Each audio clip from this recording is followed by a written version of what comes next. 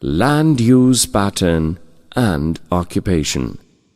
Land use pattern and occupation types can be interpreted with the help of colors and conventional signs used on the topographical sheets. For example, if the map is colored yellow, the occupation of the people would be agriculture.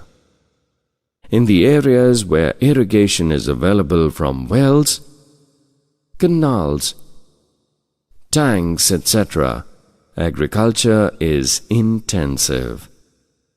Look at this topo sheet. Here the occupation of the people would be agriculture, as the area is shown in yellow color. Besides different means of irrigation, such as wells, canals, tanks, and Sipu Nadi are also available. You can also see white color on topo sheet, which is indicating uncultivated land. In arid and semi-arid lands, and in the hilly tracts where grasslands are abundant, sheep, goats, and cattle rearing may be significant, which indicates pastoral farming. Similarly, if the area is covered by thick forests in green color, people may be engaged in lumbering, hunting, gathering, etc. Look at this topo sheet.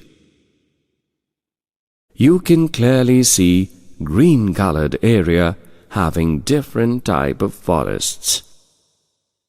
Various kind of forests are shown in this topo sheet, like dense mixed jungle, fairly dense mixed jungle with bamboos, open mixed jungle, open scrubs, etc.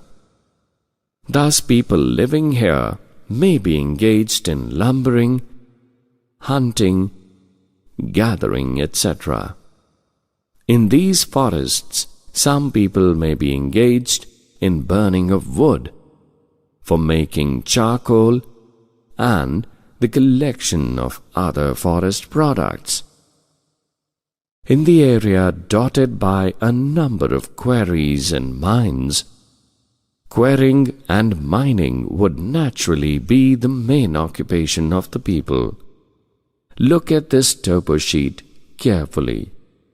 A grid 0813 is showing presence of limestone quarry and a brick kiln represented by its conventional symbol. It is showing that people of this region are engaged in primary activities.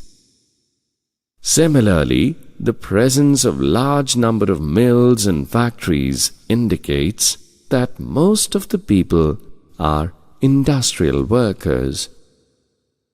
A number of towns on the topo sheet would suggest that most people are engaged in secondary or tertiary activities such as industries, trade, transportation, commerce, services, etc.